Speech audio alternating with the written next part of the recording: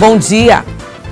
Risco de alagamento por conta de rompimento na barragem do Bacanga preocupa a população. Semana do trânsito, população ainda sofre com a falta de planejamento no tráfego da capital. Você vai saber mais sobre o retinoblastoma e o diagnóstico precoce do tumor ocular. E mais futebol, fim de semana de jogos pelo Campeonato Maranhense Brasileiro da Série B. Hoje é sexta-feira, 18 de setembro de 2015 e o Bom Dia Maranhão começa agora.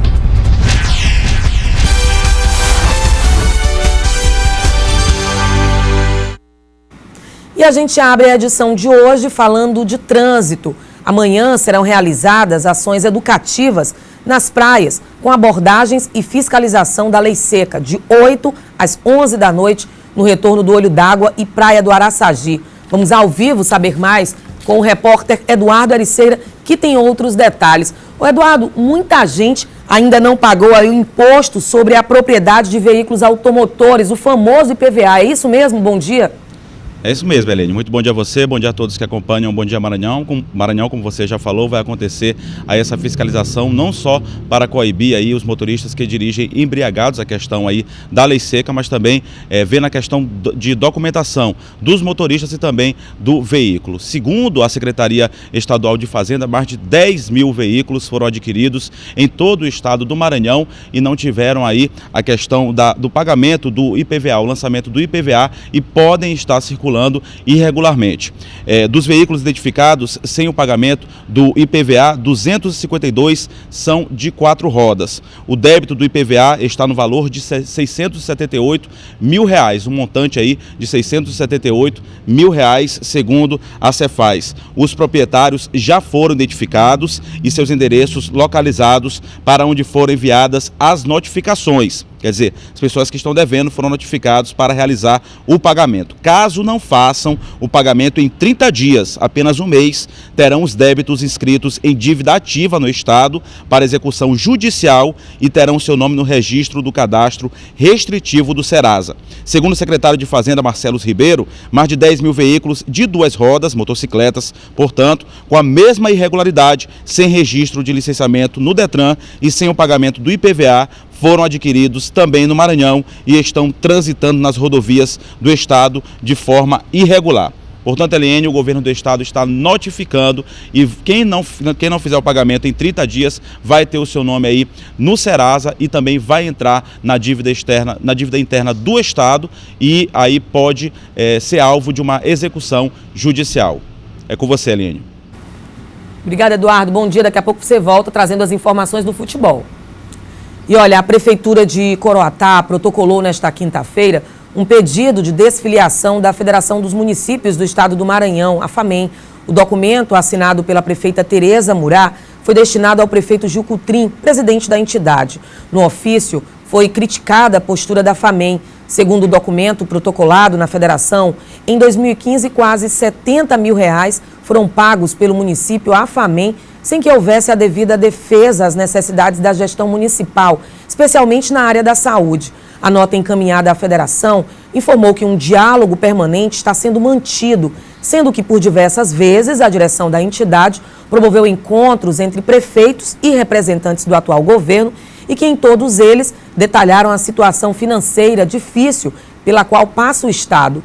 O governo do Estado também foi procurado, mas ainda não se manifestou sobre o assunto. E olha, na manhã da última quinta-feira houve um rompimento de um cabo de aço que aciona a comporta da barragem do Bacanga, tendo como consequência o deslocamento da comporta para baixo da estrutura da barragem. À noite, uma equipe da Defesa Civil esteve no local e aí existiu uma preocupação de que houvesse alagamento na área e bairros vizinhos, mas não se concretizou. Em nota, a Secretaria de Estado de Infraestrutura informou que uma equipe foi enviada ao local e já tomou as providências devidas para evitar inundações no momento da pré-mar e também na baixa-mar. Confira agora a previsão do tempo para hoje em todo o estado.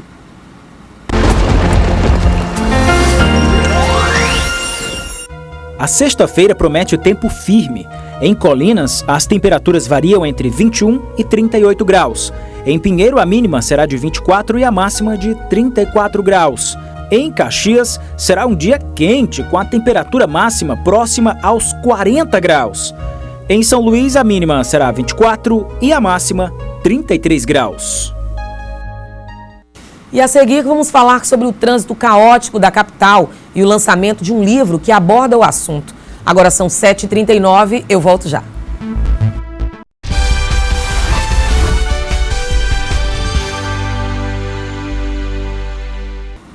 E a gente volta falando sobre economia. A Bovespa teve alta de 2,2% aos 48.551 pontos. No mercado de câmbio, o dólar comercial teve alta de 1,25%, cotado a R$ 3,88.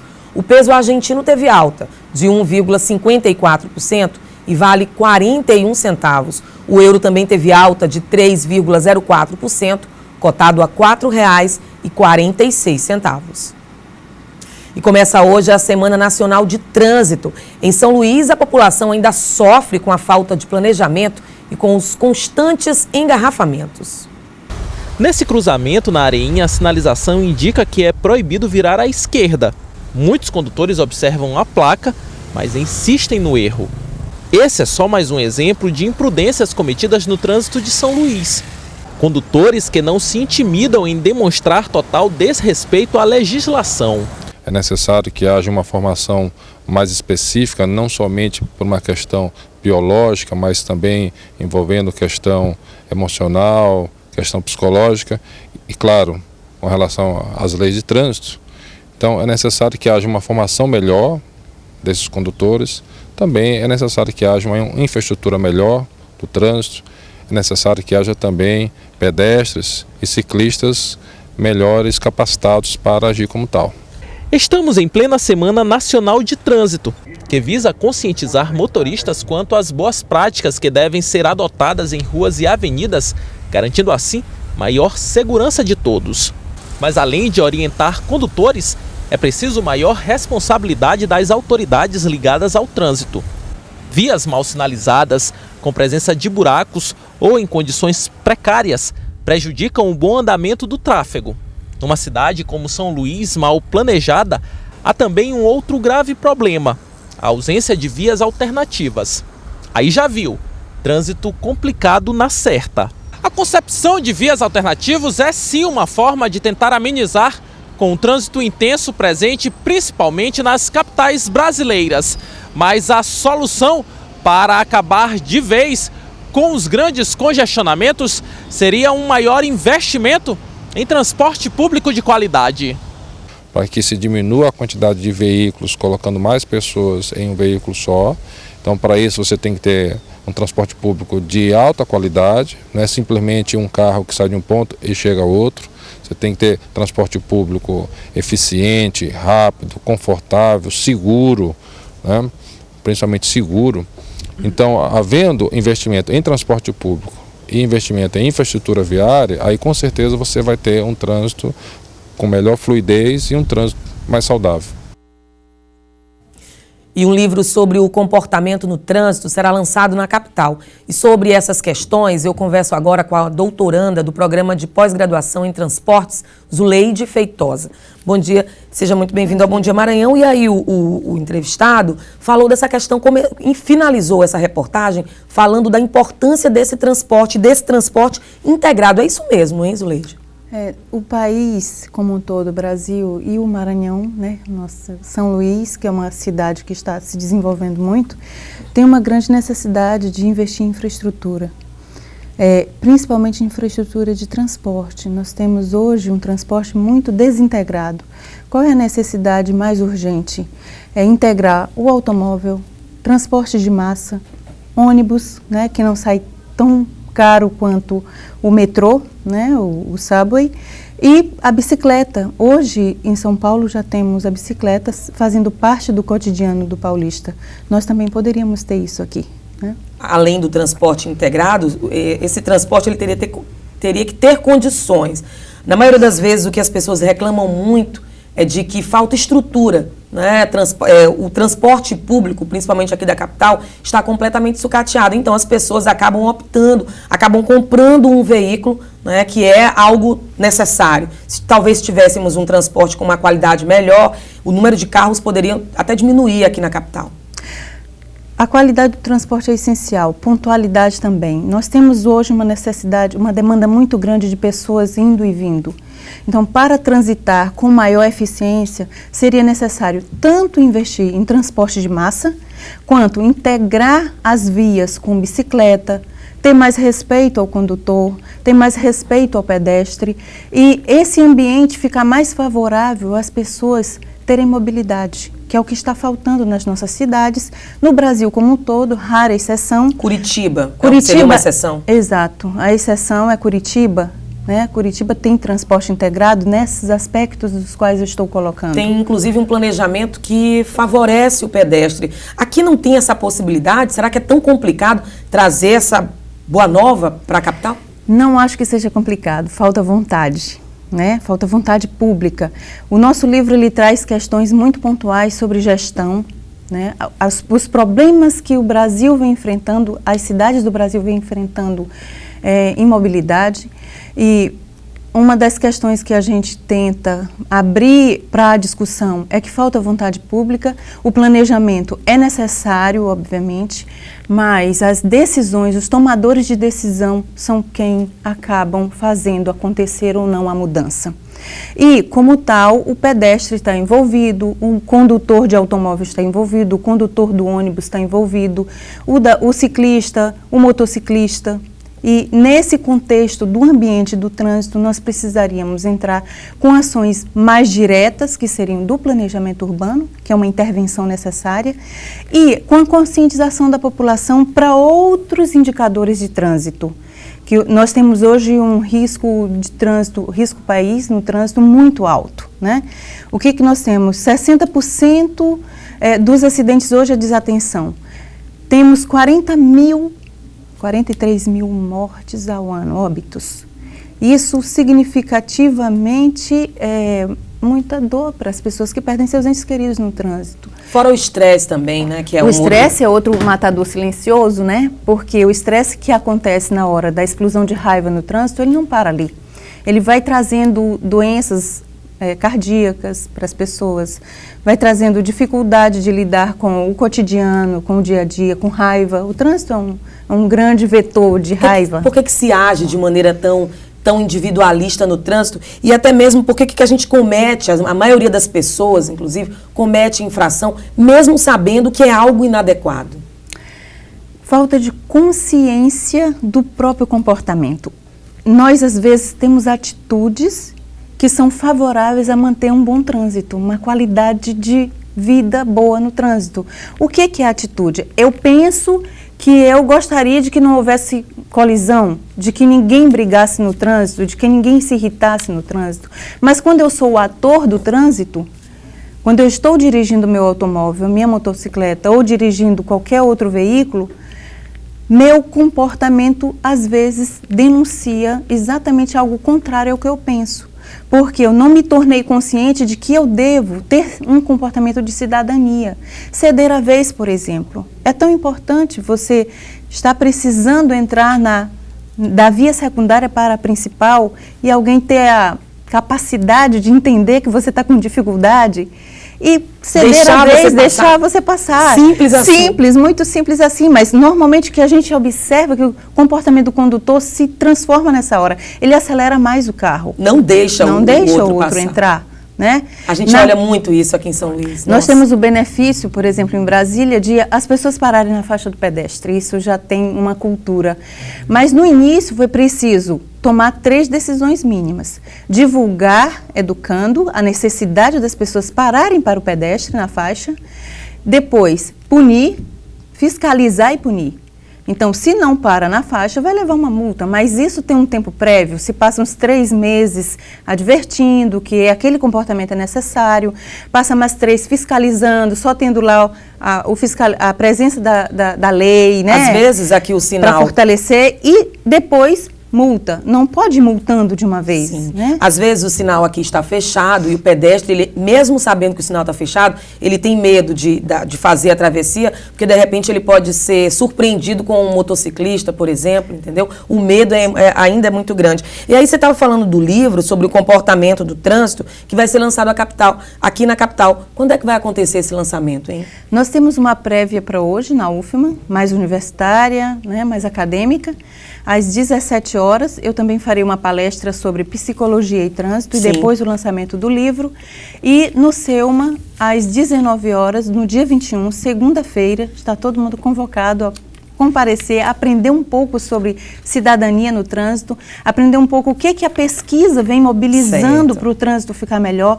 Hoje nós temos a lei seca agindo, não é porque ela não existisse antes, ela estava prevista no Código, desde que o Código foi lançado. Só que as pesquisas que se voltaram para entender por que o trânsito estava tão agressivo e levando a tantos óbitos, fez com que as autoridades se sensibilizassem com os resultados das pesquisas e passassem a exigir, a fiscalizar, a fazer campanhas de sensibilização para que as pessoas parassem de beber e dirigir. Ok, eu conversei com Zuleide Feitosa, que é doutoranda do programa de pós-graduação em transportes. Obrigada, viu? Bom dia para você. Obrigada, bom dia para você. E daqui a pouco vamos falar de futebol, fim de semana de jogos pelo Campeonato Maranhense e Brasileiro da Série B. 7h53, eu volto já.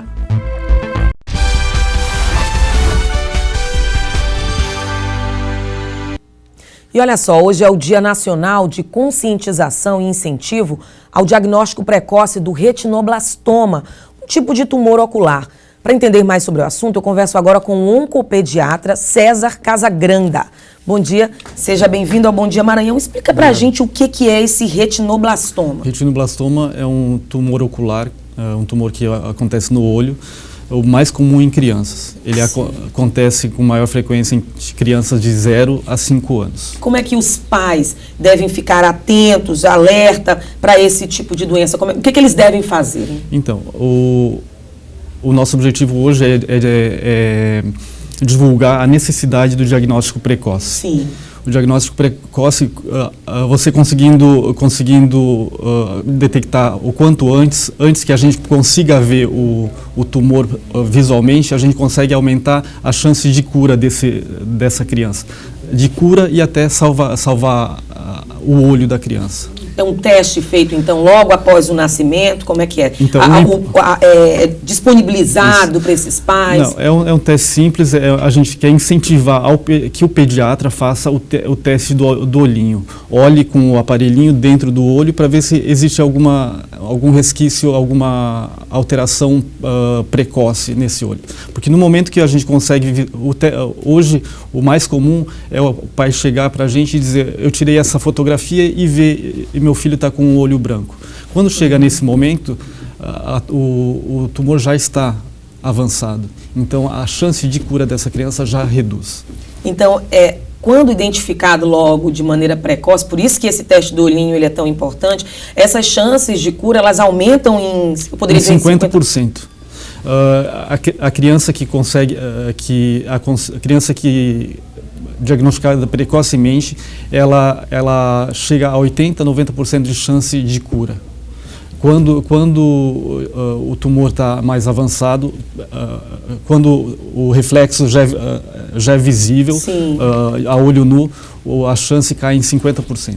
E esse teste do olhinho, ele pode ser feito até quando? Depois do nascimento da criança? Tem algum prazo assim? Hoje, algumas maternidades já fazem na própria maternidade e no consultório do pediatra deveria ser feito. Está previsto alguma ação, já que hoje é o Dia Nacional de Conscientização, doutor? Com base nisso, com o objetivo de salvar mais a visão de crianças e até a própria vida, foi instituído, como dia 18 de setembro, o Dia Nacional de Conscientização ao diagnóstico precoce do retinoblastoma. Em várias capitais, várias cidades do país, estão sendo apagadas as luzes de algum monumento importante, para que a população veja o que é não ver, né? Então essa é Interessante. Esse é o objetivo. Isso acontece aqui também na capital? Vai acontecer aqui na capital. Nós vamos, o ano passado nós desapagamos as luzes da Igreja dos Remédios. Hoje nós vamos tentar apagar do Monumento dos Pescadores. Ok, eu conversei com o César Casagranda, que é oncopediatra. Obrigada pelas informações, viu? Bom dia para você. Obrigado. E olha, agora a gente fala de futebol. Nesse final de semana, no domingo, tem rodada dupla pelo Campeonato Maranhense da Série B. O Babaçu, que vem de 2 derrotas, enfrenta o Marília, que estreia na competição. Os jogos acontecem às 3 e 5 da tarde. Já pela Série B do Campeonato Brasileiro, Sampaio volta a campo amanhã contra o Bahia. O jogo é fora de casa e o confronto é direto por uma briga no G4. A partida acontece às 4h30 da tarde. O Sampaio deve contar com esse jogo e com as voltas de Nadson, Jamie e do capitão Dionis. E o Bom Dia Maranhão termina agora. Outras notícias no portal edifusora.com. Uma ótima sexta-feira e até segunda-feira. Tchau.